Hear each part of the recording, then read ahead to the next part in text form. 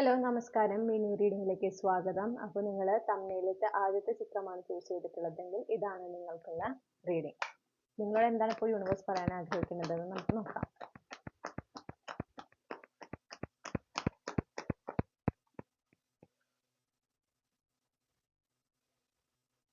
നമുക്ക് seven of cups ആണ് ആദ്യമായിട്ട് കിട്ടിയിരിക്കുന്നത്.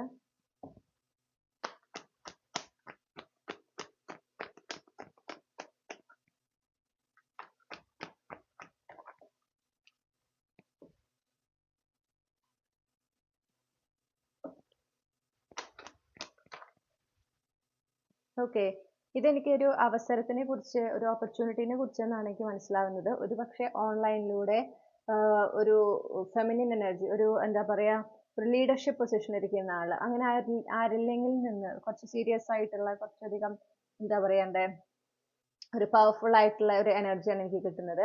അപ്പൊ ഈ വ്യക്തിയിൽ നിന്ന് നിങ്ങൾക്ക് ഒരു പെർട്ടിക്കുലർ ഓപ്പർച്യൂണിറ്റി വന്നിട്ടുള്ളതായിട്ട് കാണുന്നുണ്ട്. നിങ്ങൾ അതിലിങ്ങനെ കൺഫ്യൂസ്ഡ് ആയി നിൽക്കുകയാണ്.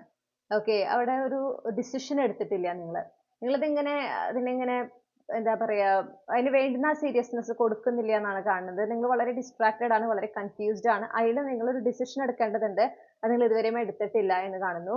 അപ്പൊ ഈ നിങ്ങളോട് പറയുന്നത് ആ ഒരു ഇൻഡിസൈസീവ്നെസ് ഉണ്ടല്ലോ, ഒരു തീരുമാനം എടുക്കാത്തൊരവസ്ഥ, അല്ലെങ്കിൽ ആ ഒരു ഈ ഒരു ഓപ്പർച്യൂണിറ്റിക്ക് വേണ്ട പ്രാധാന്യം കൊടുക്കാതെ ഉള്ള ഒരു രീതി, അത് നിങ്ങളോട് ഉപേക്ഷിക്കാൻ പറയുന്നു. ആ ഒരു എനർജി നിങ്ങൾക്ക് നല്ലതല്ല. നിങ്ങൾ ഈ ഒരു പെർട്ടിക്കുലർ ഓപ്പർച്യൂണിറ്റിയിലാണ് ഫോക്കസ് ചെയ്യേണ്ടതെന്ന് പറയുന്നുണ്ട്.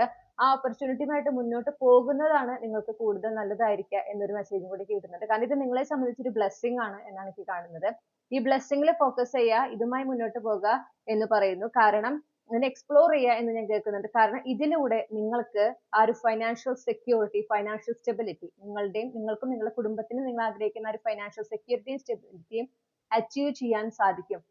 ആ ഫൈനാൻഷ്യൽ സ്റ്റെബിലിറ്റി, സെക്യൂരിറ്റി അച്ചീവ് ചെയ്യാൻ, അത് നിങ്ങളുടെ ലൈഫിലേക്ക് കൊണ്ടുവരുന്നതിന് ഈ ഒരു ഓപ്പർച്യൂണിറ്റിയിലൂടെ സാധിക്കും എന്ന് കാണുന്നു.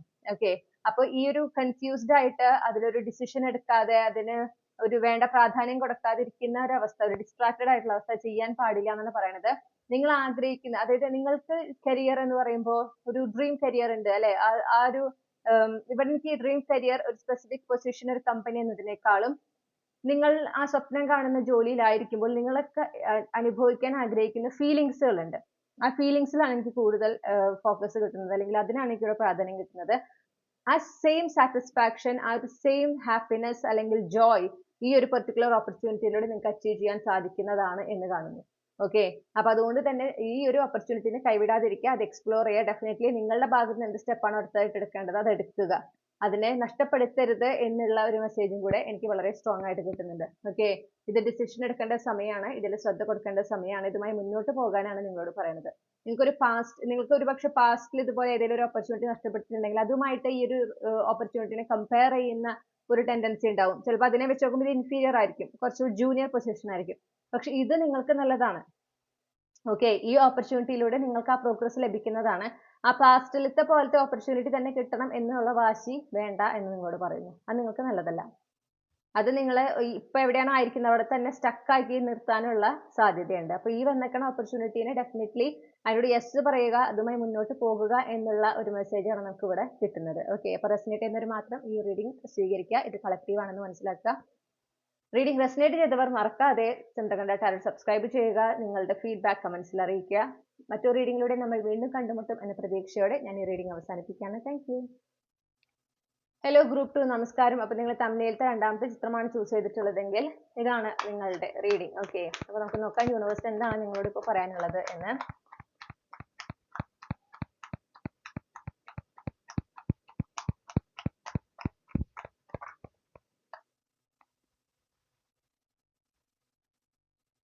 ഓക്കെ,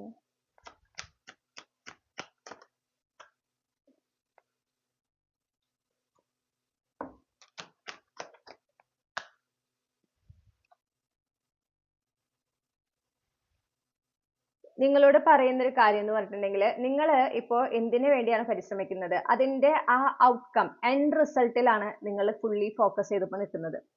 ആ എൻഡ് റിസൾട്ടിൽ ഫോക്കസ് ചെയ്യുന്നത് നിർത്താൻ നിങ്ങളോട് പറയുന്നു. പകരം ഇതിന്റെ ഒരു ജേർണി, അതായത് ഈ ഒരു ഔട്ട്കമ്മിലേക്ക് നിങ്ങൾ എത്തുന്ന, ഈ എൻഡ് റിസൾട്ടിലേക്ക് നിങ്ങൾ എത്തുന്ന ഈ ഒരു യാത്രയുണ്ടല്ലോ, അതിലായിരിക്കണം നിങ്ങളുടെ ശ്രദ്ധ. കാരണം അതിൽ ഒരുപാട് പാഠങ്ങൾ നിങ്ങൾക്ക് പഠിക്കാനുള്ളത് യൂണിവേഴ്സ് കൊണ്ടുവരുന്നുണ്ട്. ഈ ജീവിത പാഠങ്ങൾ നിങ്ങളുടെ ജീവിതത്തിൽ മുന്നോട്ട് വളരെ ഒരു സംതൃപ്തിയുള്ള ഒരു ജീവിതം നയിക്കുന്നതിന് ഈ പാഠങ്ങൾ നിങ്ങളെ സഹായിക്കും. ഈ ലെസൺസ് നിങ്ങളെ സഹായിക്കും. ഓക്കെ, അപ്പോ നിങ്ങളുടെ എന്താ പറയണ്ടേ, ഒരുപാട് ഒരു നോളജ്, യൂണിവേഴ്സ് ഒരുപാട് അറിവുകൾ നിങ്ങൾക്ക് ജീവിതവുമായിട്ട് ബന്ധപ്പെട്ടിട്ട് നിങ്ങൾക്ക് കുറച്ച് ആഴത്തിലുള്ള അറിവുകളൊക്കെ യൂണിവേഴ്സ് നൽകുന്ന ഒരു സമയമാണിത്, ഈ ജേർണി. അപ്പൊ ഇവിടെ ജേർണി ആണ് ഇമ്പോർട്ടന്റ്.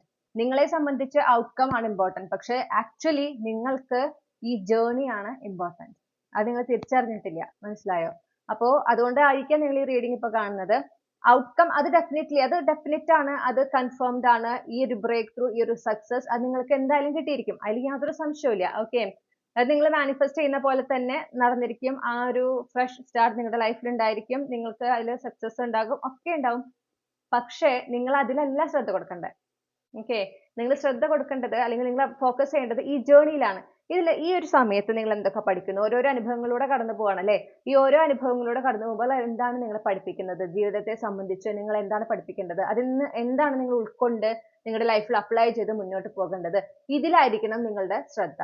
അപ്പോഴാണ് മുന്നോട്ട് ഒരു ഇമോഷണലി ഫുൾഫില്ലിംഗ് ആയിട്ടുള്ള ഒരു ലൈഫ് നിങ്ങൾക്ക് ലീഡ് ചെയ്യാനായിട്ട് സാധിക്കുള്ളൂ. മാത്രമല്ല ഈ ജേർണിയും കുറേം കൂടെ നിങ്ങൾക്ക് ഒരു സംതൃപ്തി നൽകുക. ഈ എൻഡ് റിസൾട്ടിൽ എത്തി നിൽക്കുമ്പോൾ, ഈ ഔട്ട്കം കിട്ടുമ്പോൾ നിങ്ങൾക്ക് ആ പൂർണ്ണമായ സംതൃപ്തി അനുഭവിക്കണമെങ്കിൽ ഈ ലെസൺസിൽ നിങ്ങൾ ഫോക്കസ് ചെയ്ത് പോകണം എന്ന് യൂണിവേഴ്സ് നിങ്ങളെ ഓർമ്മിപ്പിക്കുകയാണ്. അപ്പൊ ഇതാണ് നിങ്ങൾക്കുള്ള റീഡിംഗ്, മൈ ഡിയർ ഗ്രൂപ്പ് 2. ഈ റീഡിംഗിലൂടെ നിങ്ങൾ ആഗ്രഹിച്ചൊരു ക്ലാരിറ്റിയും നിങ്ങൾക്ക് ആവശ്യമായ ഗൈഡൻസും ലഭിച്ചു എന്ന് ഞാൻ വിശ്വസിക്കുകയാണ്.